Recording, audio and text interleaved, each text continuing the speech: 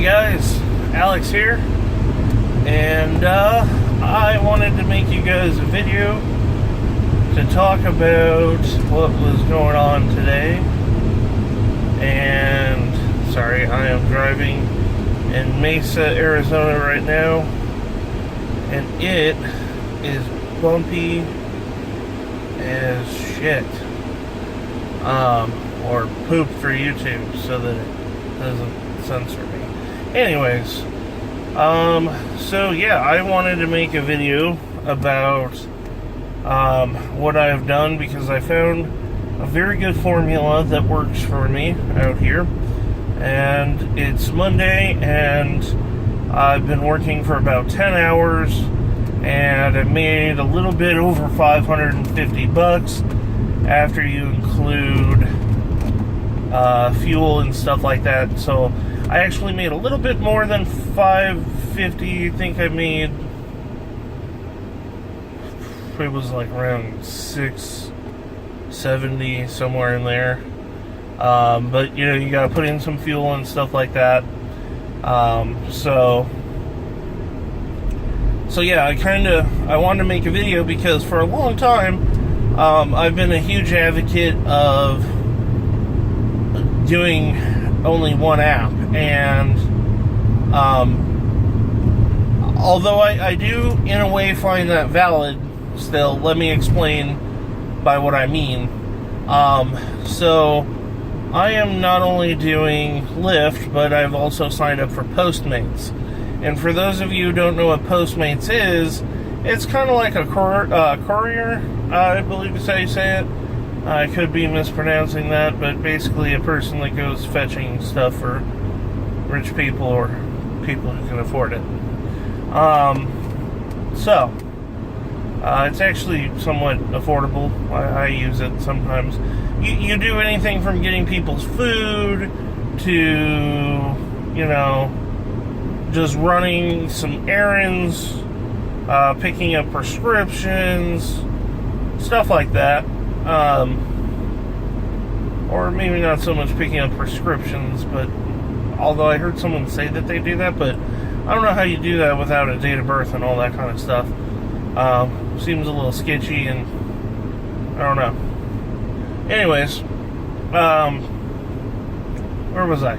So yeah, so here's kind of an idea of what I do. So I wake up at 5:30 in the morning, and I check, and I live in Anthem, Arizona, which is pretty rural. So I check Lyft to see what type of pre-planned trips I can do. Like airport rides are big out there and stuff like that. So, you know, I'll try to catch a ride going into the city, and then I'll just hit the, you know, stay in the Lyft from, let's say, 6 o'clock. I usually shower and all that stuff the night before, so I can pretty much roll out of bed, do my hair, and, you know, get going. So I'm usually out the door by like 5:50, and so I'll go from, like, let's say 6 a.m. just to give easy numbers, 6 a.m. to about 10-ish, maybe a little bit earlier than 10. I'll stay in Lyft, and then I'll switch over and do Postmates. And I'll do that from after I get fuel at, let's say, 10:30-ish, and then I'll just keep doing Postmates and running people their stuff, and then at around 2 o'clock-ish, I'll switch back into Lyft, and then I'll be taking the people home, and then I'll switch back to Postmates, end my day with Postmates, delivering people, you know, food and stuff like that. So the idea is Lyft to take people to work, Postmates to get people their lunch while they're at work, then take people home from work, and then also after I take people home from work, then I'll switch back into Postmates to deliver people food. And that's been a pretty reliable income. Today was the largest take home, but it was the largest take home because of that's the plan that I had used and executed, and it worked. I sat down, did a bunch of Excel spreadsheets, and kind of came up with some calculations on how much I need to make out here doing runs in order to keep my business afloat. And so I officially filed my LLC, Cyber Echo Delivery and Transportation LLC. And I did all this. I made another video kind of explaining why, but just to touch base on it a little bit to give an overview. Basically, now Lyft and Postmates pays my company, and then my company pays me. Now, why do I do this? Because then I can write off stuff like my auto insurance. I got commercial insurance, which is more expensive, but I'd rather not have an incident and not be covered, and that be a problem. So, I got the commercial insurance. I got a commercial bank account. I got a commercial credit card because of all this. It's easier to get credit, and I'll be honest with you guys, my credit score at this moment in time kind of sucks. I had a bankruptcy 4 or 5 years ago, somewhere in there. And, bankruptcy stay on there till you're, till for 7 years. And then, I do owe here and there places that I've been working on to kind of clear up my credit. So it's not like I've neglected my credit, but because I have an LLC, it goes more based off of my company than it does me. My company, as an LLC, is completely separate than myself on paper. But, that's how it works. If you do a sole proprietorship, your social is still what ultimately everything is run off of, and that's okay. It just, my fear is if my car broke tomorrow, completely unrepairable,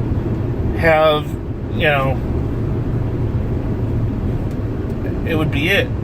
That would be devastating. Unless if I have enough money in the bank and enough capital to buy a brand new car, I'm host. So I opened up this LLC. I got a credit card with a line of credit of 10 grand. That's even enough in a dire situation to pretty much pay for the car to be. I can't think of an issue off the top of my head that a car can't be fixed. A Hyundai Tucson, luxury cars are a little different, that I couldn't pay to get the repair done. That would suck because then I have another bill and all that kind of stuff. But, my credit card pays for my fuel because I get 5% cash back on that. That's huge. So what I do there is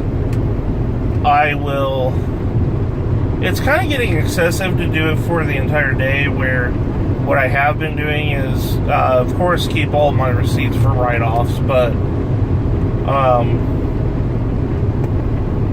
I've been paying off the credit card's full balance every day at the end of, every day.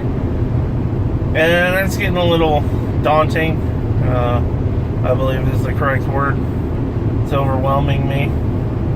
I think I might just switch to every week kind of thing. And I'm trying to figure out someone trustworthy to help me out on the bookkeeping end. Because the more I drive and the less I have to do back-end stuff, the more money the company makes, the more money I make, all that kind of stuff. Here's kind of the bottom line with where I'm getting at everything. After I filed my LLC, with switching between Postmates and Lyft. Now, this is Arizona, guys. What I mean is, this situation is specific to me and me alone, because this is what I'm doing. That, if you live in a different state, you might have to take this idea and tweak it a little bit. But Mondays, minimally, I want to make, I believe I set my goal at $350 after fuel. My take home is $350 a day. And that's obtainable. Okay? I know I can do that because I hit 500 a day and I only did 10 hours. And I didn't particularly bust my hump either. So Tuesdays are usually a little bit slower, but I figure Tuesday, if I do bust my hump, maybe I can make around $200. Same with Wednesday. And these are my take-home figures.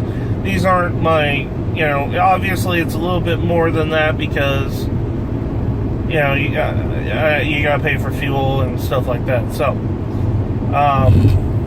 Wednesday, I kind of figured that to be a slow day because that might be a day that I take off or I do my back end stuff.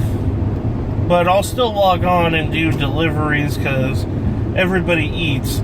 Just not everybody may.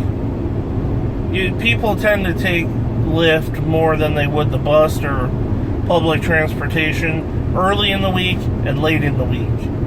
And they do that because Monday they need to get to work and everybody's in a rush, and Friday everybody's in a rush to get home. So Mondays always work, Tuesdays work, Wednesdays work.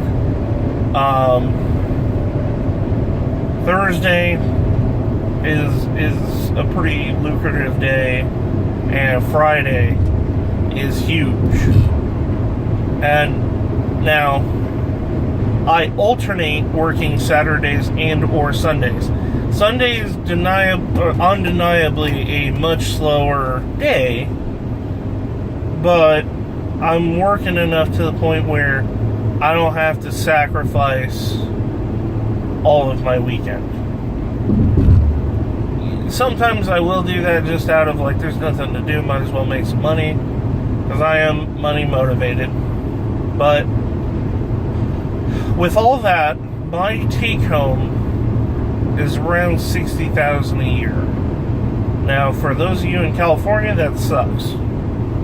Those of you in Arizona and places like Arizona, where the cost of living isn't really high, that's pretty good. For basically 40-hour, maybe 50-hour week, 60 if you include back-end stuff and, working on the car, stuff like that. That's pretty good. And that's my take-home. That's not how much the company did. The company made more like 90. But, I'm sitting pretty good. I don't really struggle, or, I can't say I don't need to do things intelligently because things are just kind of kicking off for me. So things can go wrong and things can go wrong quickly, but as long as you don't just turn on the app Lyft and just drive around aimlessly, you're going to be okay. There's money to be had here. If you guys have questions, feel free to reach out for me. Like I said, every state's a little bit different, but also too, the wages are different. So, those guys in California working, I don't know what the payout is off the top of my head for California, but I know it's significantly more. So where I'm doing this and I'm making some good money, those guys out there are probably going to double me just on the same drive. But, their cost of living's higher, so their income's going to be higher.